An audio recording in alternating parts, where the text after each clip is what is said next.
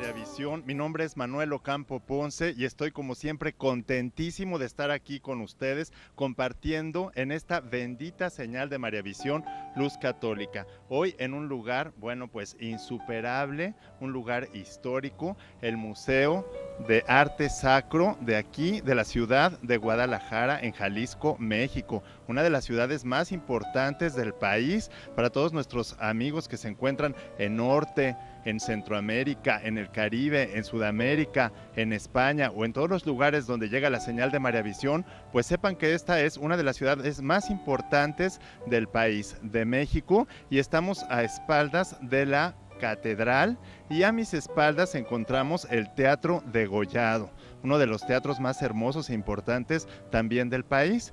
Y el tema que vamos a tratar hoy es, bueno, pues por demás también inmejorable, porque se trata nada más y nada menos que de una síntesis de lo que es la Constitución dogmática sobre la divina revelación Dei Verbum del Concilio Vaticano II. Así es que bueno, prepárense para disfrutar con nosotros. Bienvenidos, iniciamos.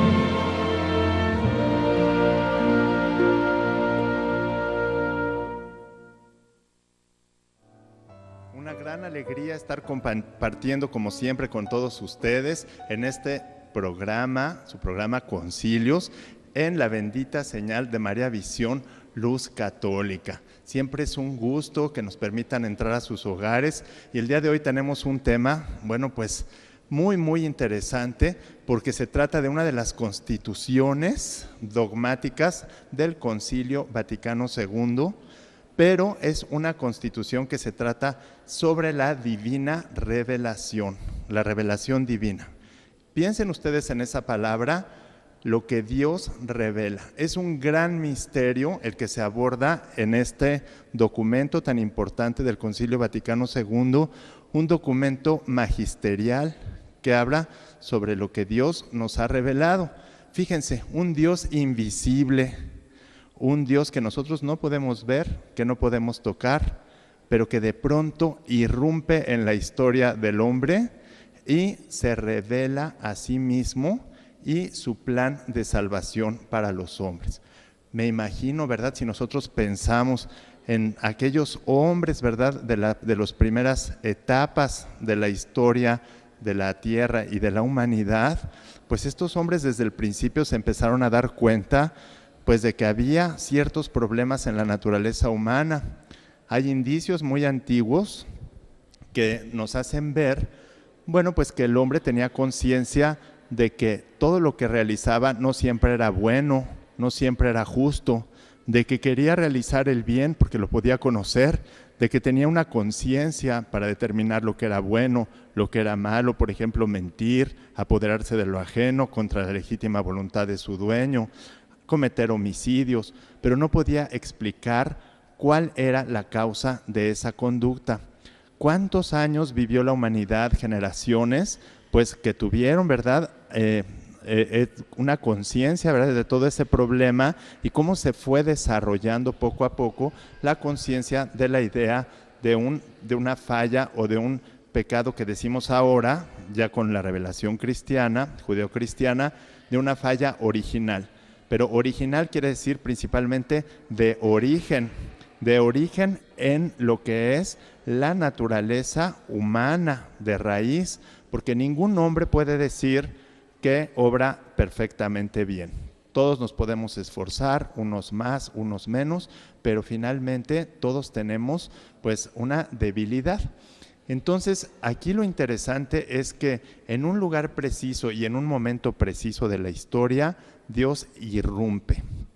Esto no quiere decir que Dios no hubiera actuado siempre, ¿verdad? Desde los primeros hombres, siempre a través de su gracia actual, pues en la historia del hombre, que no hubiera estado presente, puesto que sabemos que la acción de Dios respecto a la creación es justamente creadora, es una función adextra, conservadora, o sea, Dios tiene que conservar a todas las criaturas y a todo el universo, y providente, es decir, proveer de todo lo necesario al universo.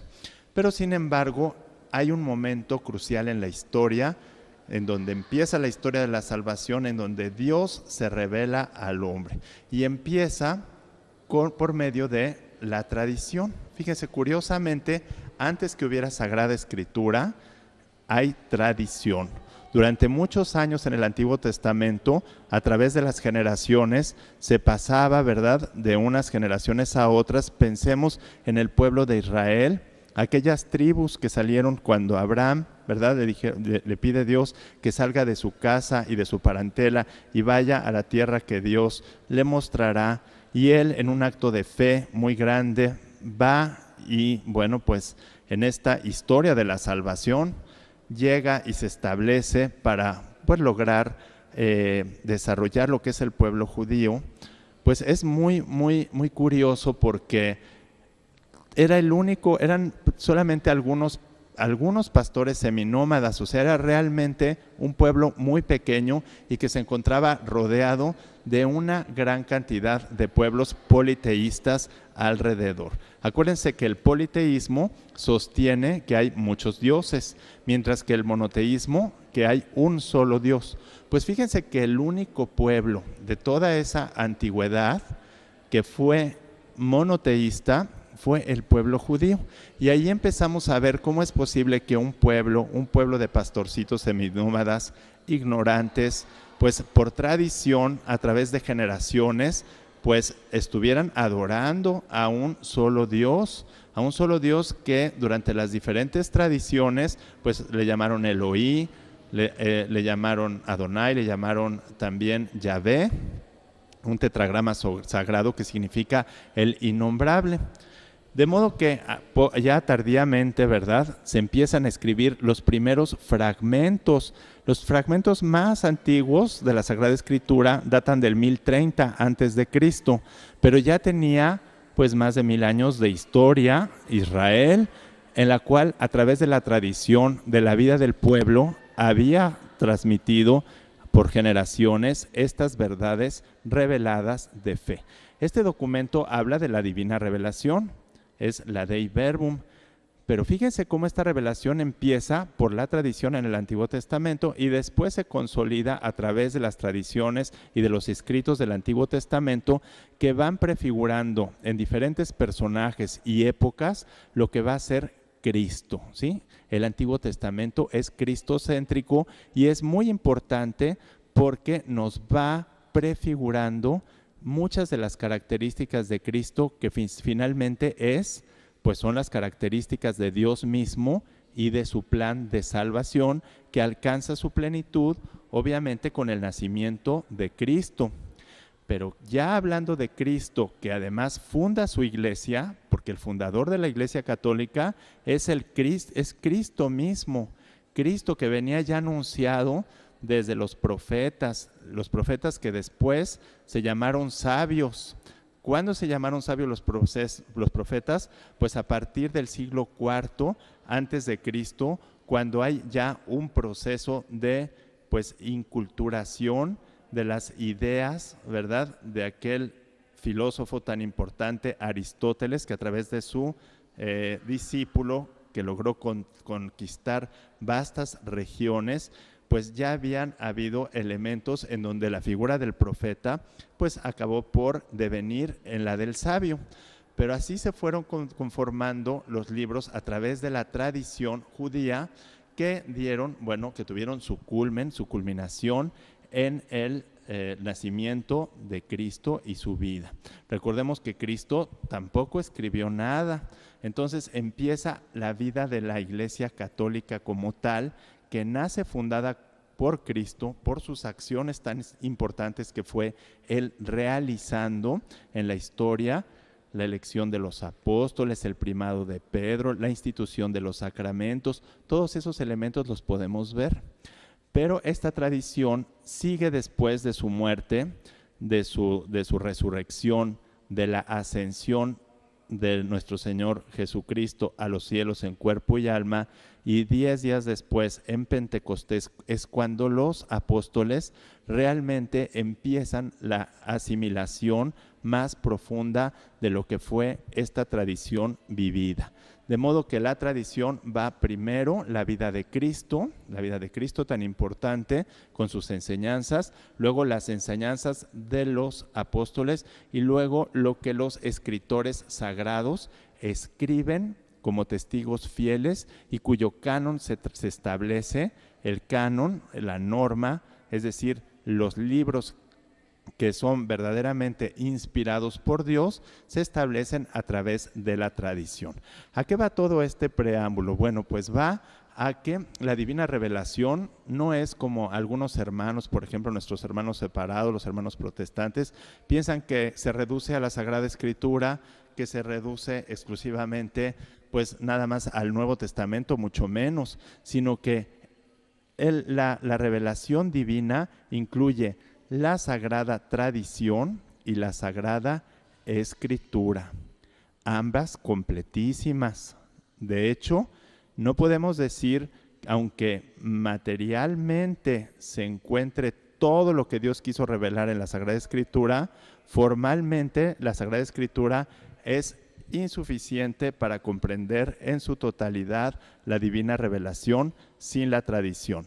Entonces, nosotros debemos saber qué es la tradición, y la tradición es la vida de la Iglesia, pero bueno, todo esto lo vamos a ir viendo a lo largo del programa, que espero que ustedes disfruten mucho, porque es una síntesis muy sucinta de este documento que va a ser muy valioso que ustedes puedan tener, saborear y disfrutar. Vamos a un corte y regresamos.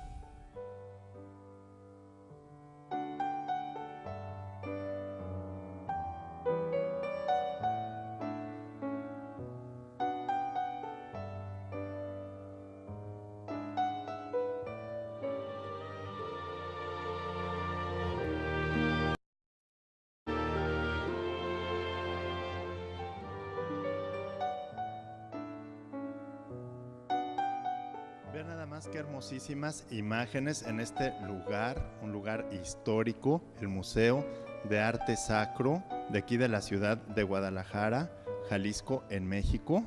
Nada más y nada menos que detrás de la catedral del centro de aquí de Guadalajara, y estamos también atrás del Teatro Degollado, en una ciudad histórica de edificios muy, muy hermosos, y estamos transmitiendo su programa Concilios, relacionado principalmente con el Concilio Vaticano II y específicamente en lo que se refiere a la Constitución dogmática Dei Verbum. Recordemos que hay 4 constituciones dogmáticas en el Concilio Vaticano II, y esta es una de las 4 constituciones. No todas son dogmáticas, son algunas dogmáticas. Hay una constitución pastoral sobre la Iglesia en el mundo actual, que es la Gaudium et Spes, y también tenemos otra que es sobre la divina y la sagrada liturgia. Pero ahorita nos vamos a concentrar en la Dei Verbum, que es sobre la divina revelación. Quiero darles nuestras vías de comunicación. Este día tenemos 2 vías de comunicación, que es por mi cuenta de Twitter, @filos1403, para que podamos nosotros comunicarnos por aquí. Yo aquí lo tengo ya encendido. Quiero mandarle un saludo muy afectuoso a Ana María García, a Edith Marmolejo, también a Gerardo Segovia, a Diego Juárez. Quiero mandarles un saludo, y también tenemos otra vía de comunicación, que es el correo concilios@mariavision.com.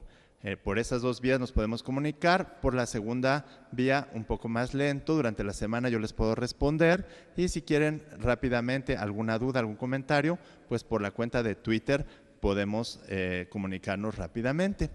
Bueno, para que nosotros nos vayamos adentrando más en este tema de lo que es la divina revelación, que incluye, como ya lo decíamos, 2 puntos muy importantes, que son la Sagrada Escritura, Antiguo y Nuevo Testamento.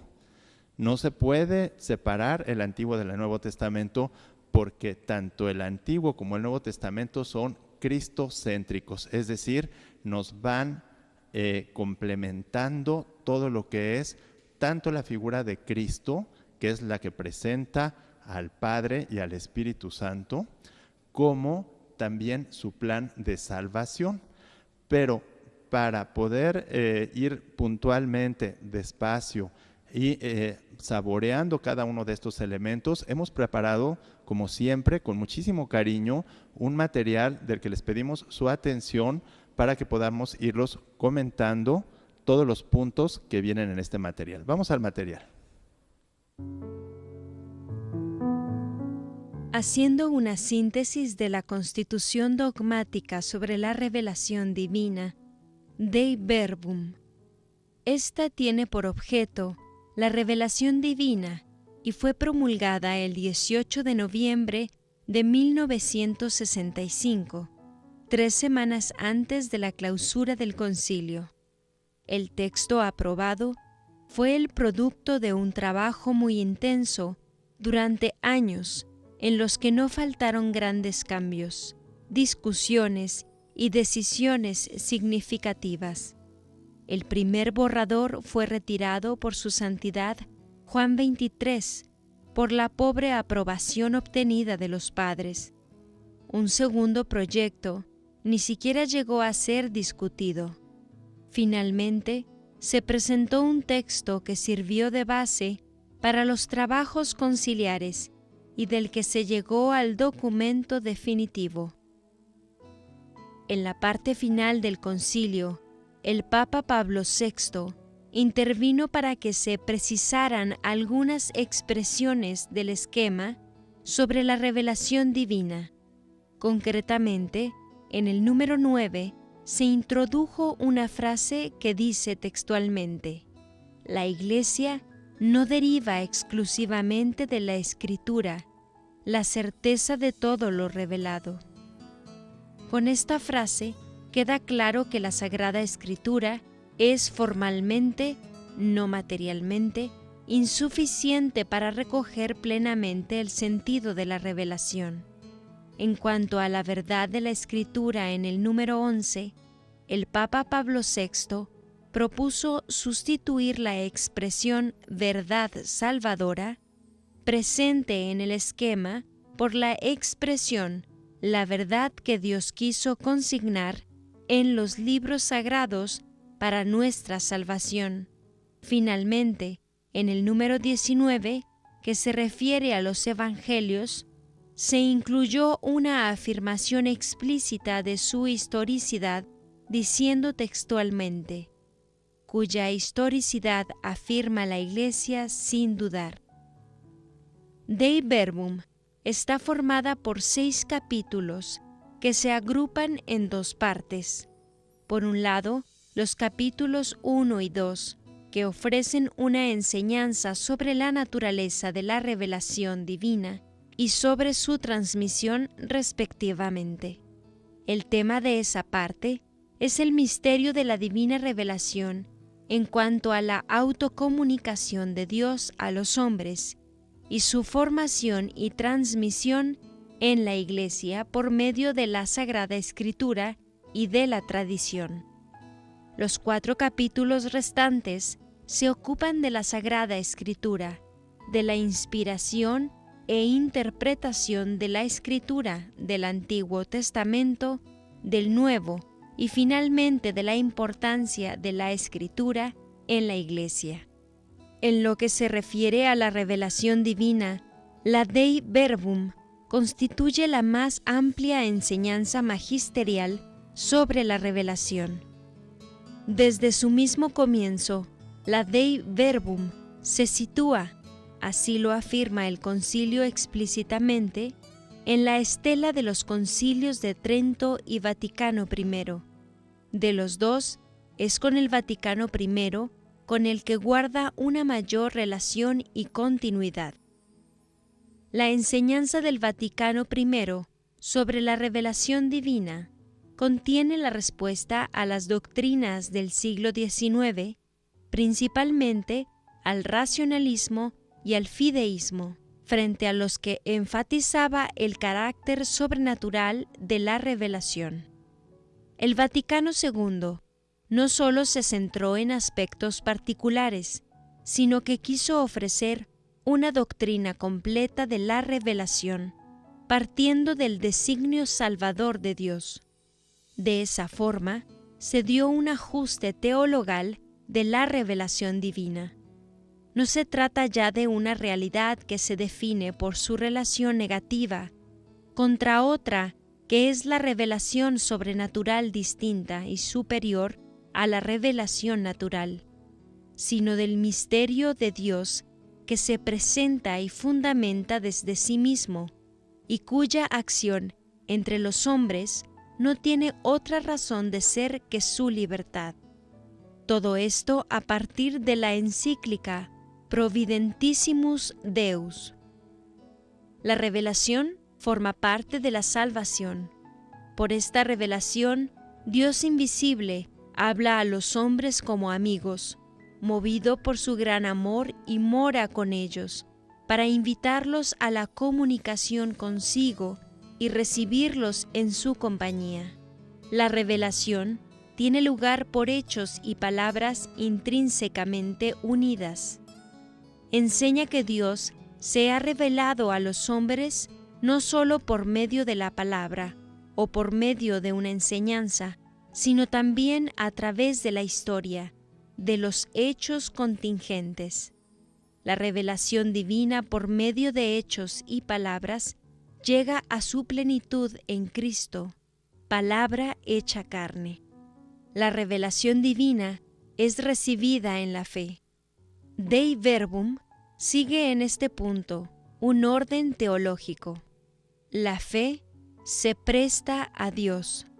Solo después presenta la acción de la Iglesia Católica, que se ordena catequéticamente. De la fe se trata después de la revelación y de su transmisión en la Iglesia. A la fe dedica Dei Verbum un texto breve en el número 5, pero cargado de significado porque resalta el carácter personal que implica. Es la inteligencia la que asiente a la revelación, pero no aislada, sino en el conjunto de la entera persona. El texto dice textualmente: cuando Dios revela, hay que prestarle la obediencia de la fe, por la que el hombre se confía libre y totalmente a Dios, prestando a Dios revelador el homenaje del entendimiento y de la voluntad, y asintiendo voluntariamente a la revelación hecha por Él.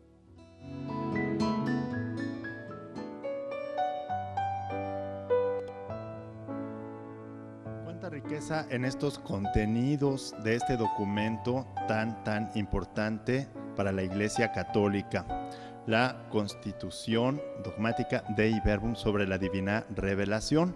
Ya vemos entonces que es hechos y palabras como se revela Dios. Ya veníamos diciendo, no es solo como a veces nuestros hermanos separados o algunas sectas protestantes que son fundamentalistas y que ven exclusivamente la palabra de Dios como la Sagrada Escritura y todavía lo reducen más al Nuevo Testamento. No es así. Es Sagrada Escritura, que es muy importante desde luego, pero que incluye el Antiguo y Nuevo Testamento, y la sagrada tradición de la Iglesia, que es la vida de la Iglesia, hechos y palabras. Cristo no escribió nada, recuerden, sino que primero se presentó como una persona a una relación personal con nosotros, y a partir de esa relación personal que tiene con el hombre, bueno, pues se empieza a conformar lo que es la vida de la Iglesia, la tradición ya de la Iglesia que después es llamada Iglesia Católica. Desde pues más o menos el siglo II ya se empieza a nombrar como católica, y como católica se entendía la verdadera iglesia. Porque no piensen ustedes que, así como dice ahorita este material que acabamos de escuchar, que el Concilio Vaticano I pues ya se había pronunciado con respecto a los errores del racionalismo, del idealismo. Bueno, estos errores existieron desde el principio en la iglesia. Desde el principio hubo herejías, hubo desviaciones y hubo que hacer desde el principio concilios ecuménicos, pero ya desde el siglo II, fíjense, muy en la iglesia muy primitiva, pues ya se le empezó a dar el nombre de católico para representar dos cosas principales. La catolicidad significaba la verdad, que era la iglesia verdadera, y la universalidad, porque aunque eran pues grupos pequeños de cristianos esparcidos por distintos lugares, pero ellos tenían una conciencia de pertenecer a una iglesia universal muy grande. Ahí empieza también el proceso de inculturación. Unos se van a Oriente, otros hacia Occidente, unos trabajan con judíos que se convierten a cristianos y otros trabajan pues con gentiles, con gente pagana, unos occidentales, otros orientales. No fue lo mismo digamos el Imperio Romano, Roma con su cultura, el gran imperio, que ir hacia Oriente. Y entonces es a través de estos hechos contingentes, como lo acaban de oír, que se va manifestando Dios a sí mismo y su plan de salvación. Entonces es importante aquí tener en cuenta que son hechos y palabras intrínsecamente relacionados, que hay una continuidad no solamente con el Concilio Vaticano I, sino con todos los concilios y con toda la tradición. Un concilio no viene a desdecir lo que hacen los otros concilios o lo que afirmaron, sino más bien a completar, a complementar, porque este proceso que inicia desde la muerte, de la resurrección, la vida de Jesucristo con los apóstoles, la ascensión y luego Pentecostés, sobre todo a partir de Pentecostés, donde formalmente ya empieza este trabajo de evangelización, pues se va desarrollando una profundización y una penetración en el mensaje cristiano. Todo lo que está contenido en la Sagrada Escritura es completamente lo que Dios quiso revelar a través de su palabra, de los agiógrafos, que son los escritores sagrados, que son verdaderos autores, porque en la Sagrada Escritura hay dos autores, el autor humano y el divino, y los dos son 100% autores porque así lo quiso Dios. Pero además está la tradición que va pasando poco a poco. Vamos a un corte y regresamos con más.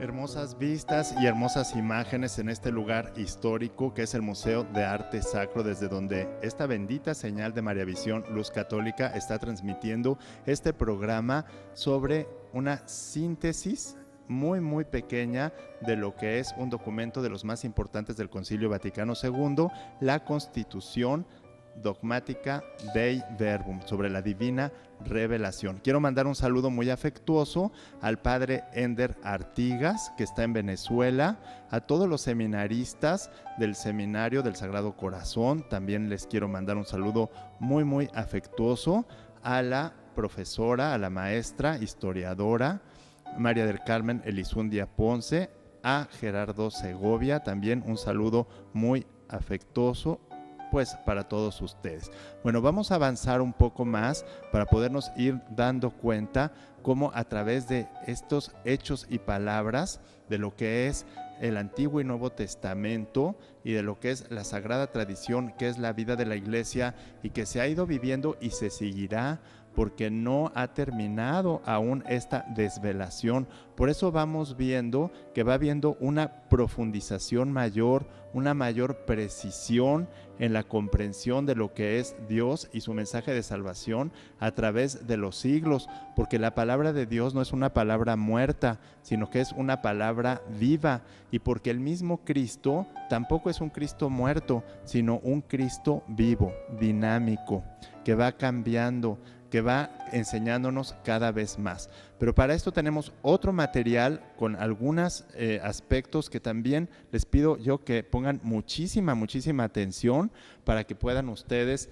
captar toda la riqueza y profundidad que hemos preparado con muchísimo cariño para ustedes. Vamos al material.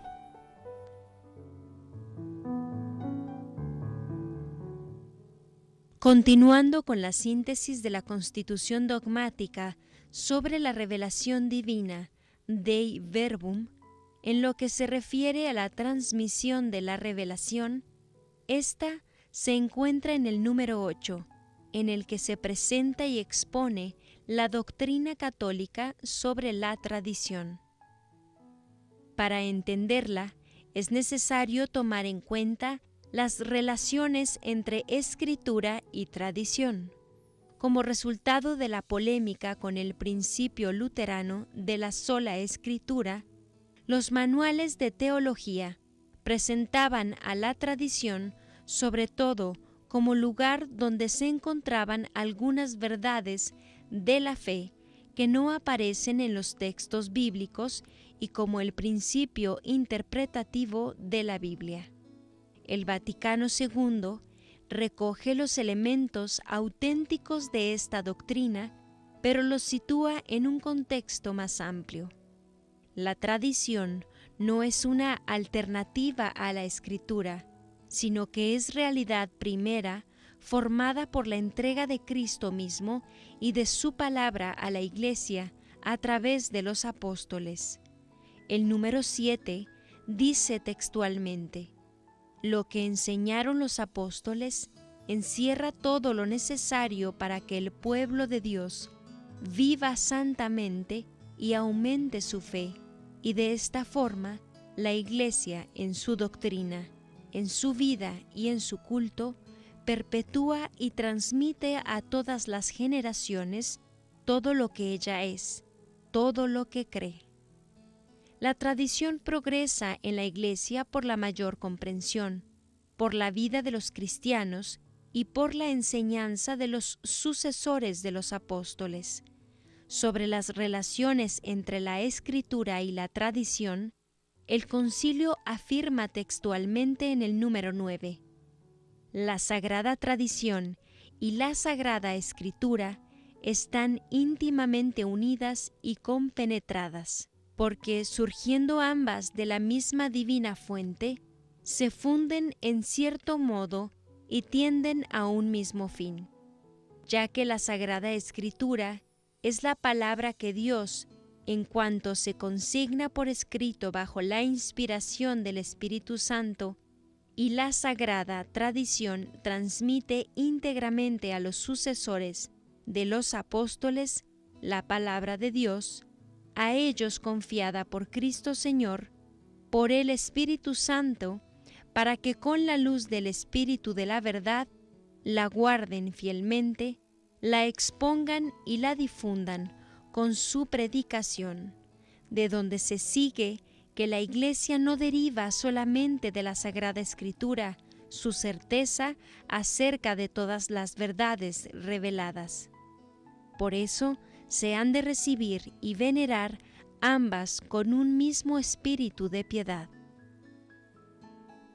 Como se puede apreciar, el concilio supera por elevación la cuestión discutida entre los teólogos sobre si escritura y tradición son fuentes de la revelación, y afirma que la única fuente de la revelación es Dios mismo, y la escritura y tradición son canales por los que nos llega esa revelación.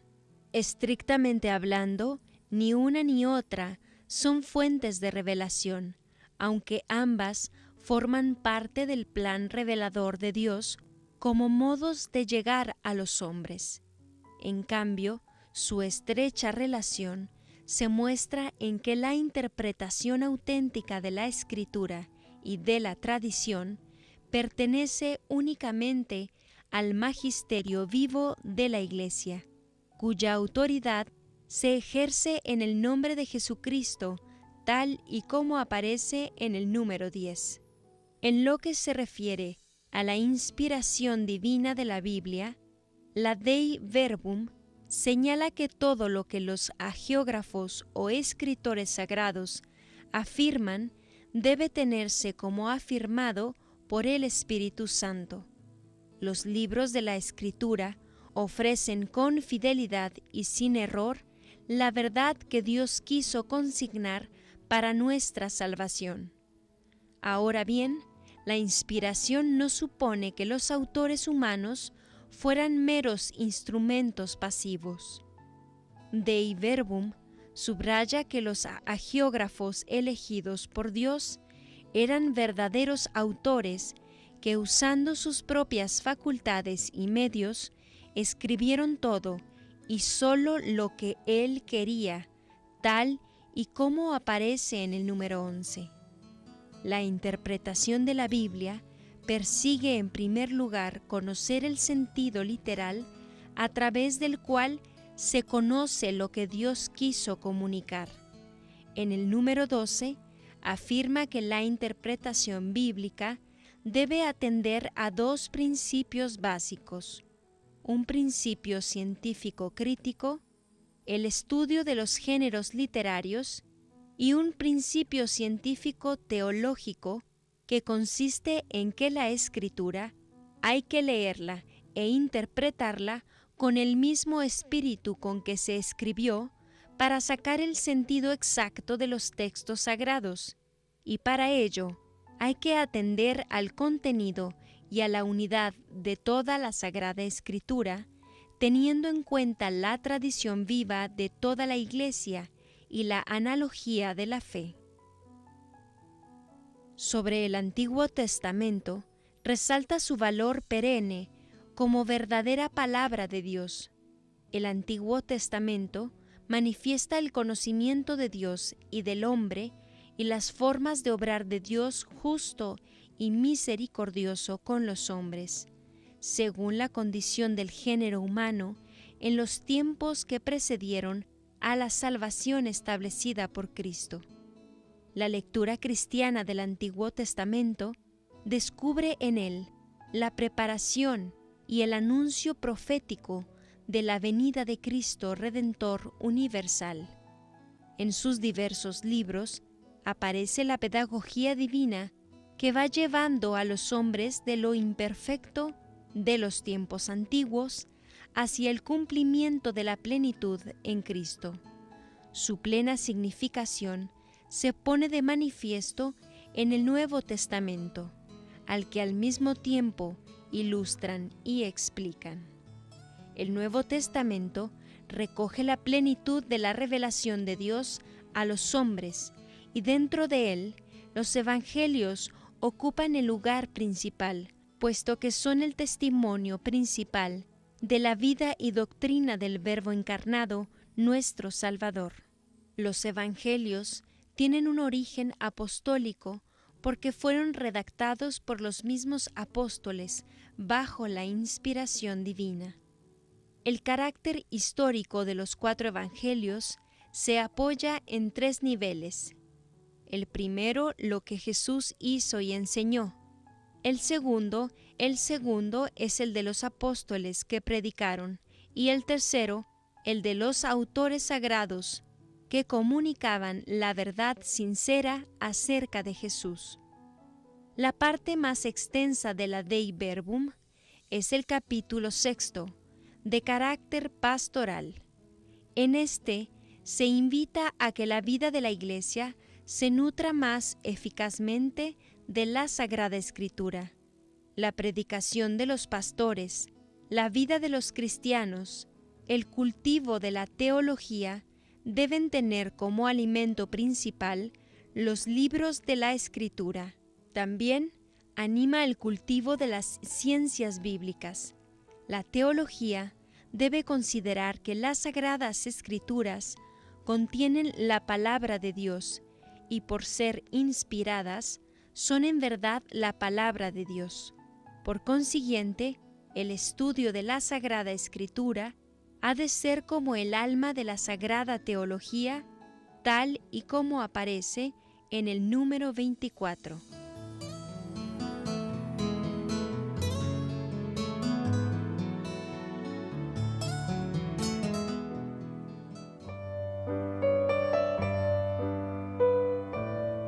Aquí lo que hay que destacar, como ven ustedes, es que, bueno, pues la única fuente de la revelación es Dios mismo, ¿sí? Que lo hace a través de dos canales, que son la Sagrada Escritura y la tradición. Otro punto que hay que destacar es la historicidad de los evangelios, que se basa justo en lo que Cristo vivió, en lo que transmitió a los apóstoles y después lo que escribieron los hagiógrafos o los escritores sagrados. Este tema es importante porque ha sido puesta en duda por algunos autores protestantes o por algunas herejías. Por eso también es muy importante este tema de lo que es el escritor sagrado, o sea, el hagiógrafo. Y el otro punto importante es que el magisterio de la Iglesia Católica es el único criterio autorizado para la interpretación, que además los teólogos con su trabajo deben hacer siguiendo una metodología muy precisa, considerando tanto los métodos históricos críticos, los métodos literarios, toda la metodología muy claramente para poder ir desvelando, desarrollando lo que está entrañado en lo que es la Sagrada Escritura y también a la luz de la tradición, porque no se pueden separar una de la otra. De modo que esta es la única forma en la que nosotros podemos tener la certeza, la seguridad de que estamos haciendo una interpretación correcta. Por eso los católicos debemos conocer los documentos oficiales de la Iglesia Católica, el catecismo de la Iglesia Católica, las encíclicas y todos estos documentos de los concilios en donde está la doctrina segura. Lo demás, que son opiniones de teólogos, opiniones de filósofos, opiniones de lingüistas, pues todo eso es importante, es valioso, pero no es la palabra definitiva. Lo que realmente debemos creer nosotros es lo que enseña el magisterio ordinario y extraordinario de la Iglesia Católica. El magisterio ordinario es lo que ha enseñado siempre la Iglesia, y el extraordinario, el Papa, cuando habla ex cátedra. Pero hemos llegado al final de este programa en este lugar tan hermoso. Les damos las gracias, muchas gracias por dejarnos entrar a sus hogares y por su atención. Hasta la próxima.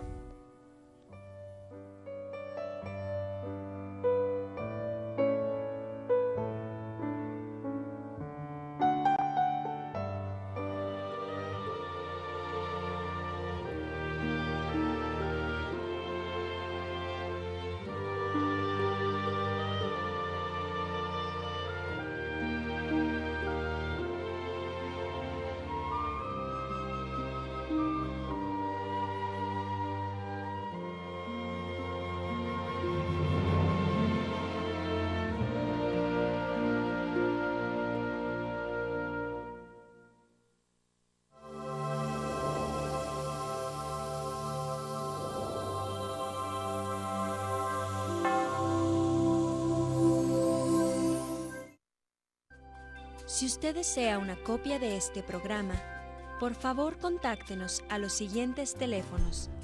Desde el extranjero, marque 0052 33 3770 1814 y del interior de la República Mexicana al 01900 849 3507 o escríbenos a nuestro correo electrónico tiendavirtual@mariavision.com y visita nuestra página web www.mariavision.com.